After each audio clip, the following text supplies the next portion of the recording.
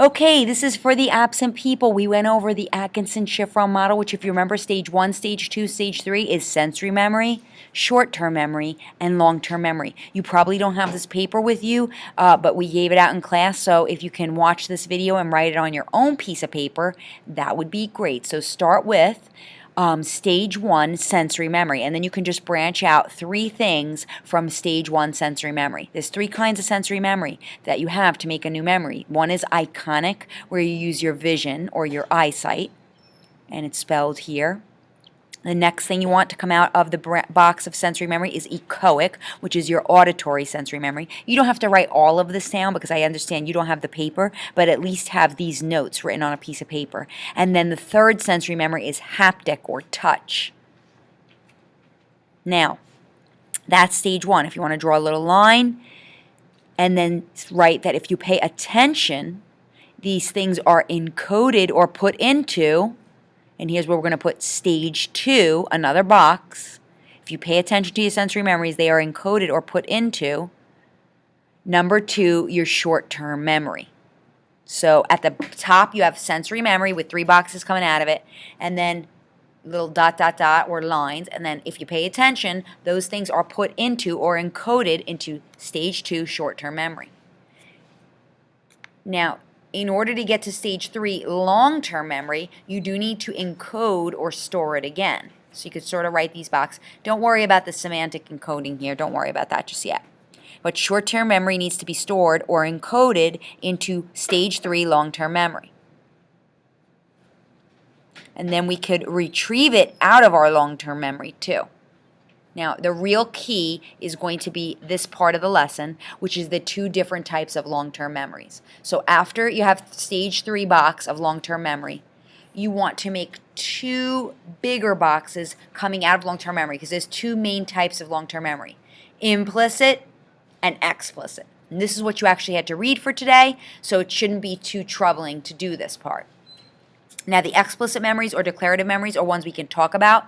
They are formed in the hippocampus. And on the right side, the implicit memories are formed in your cerebellum. They're unconscious. You can't necessarily talk about them. They just happen automatically.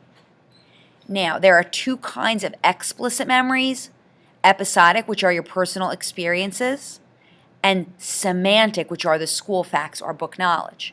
If you remember the video from last week, personal events that happen in your life. Some people have highly sensitive autobiographical memories. And the things that are facts from school, like what is a semantic memory, that's a fact that you learn for this class, but it's not necessarily something you personally experience.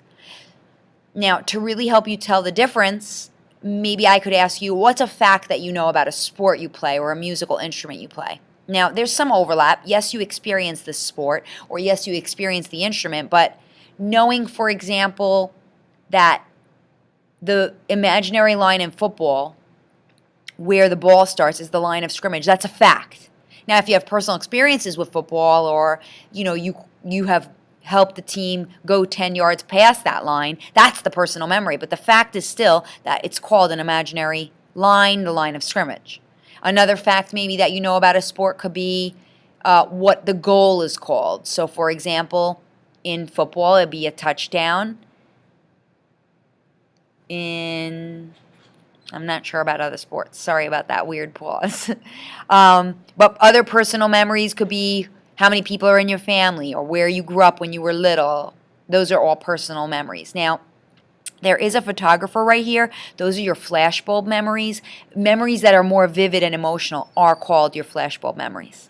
Okay, so you should have this on a piece of paper. It's very important that you do this because tomorrow we're going to practice this chart and you need to know it. Now, there are 2 types of implicit memories. Implicit memories are formed in the cerebellum. There are procedural, which are known as your motor skills, like walking, dressing, piano playing, writing, driving.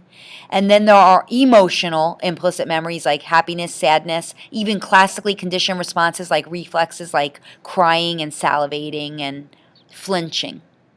I'm going to stop here, but you're about to watch a video about the worst case of amnesia ever known. And I'm asking you to figure out what is damaged in this man, Clive Waring's brain, explicit memories or implicit. He has one of them and one is damaged. Okay, good luck and see you tomorrow.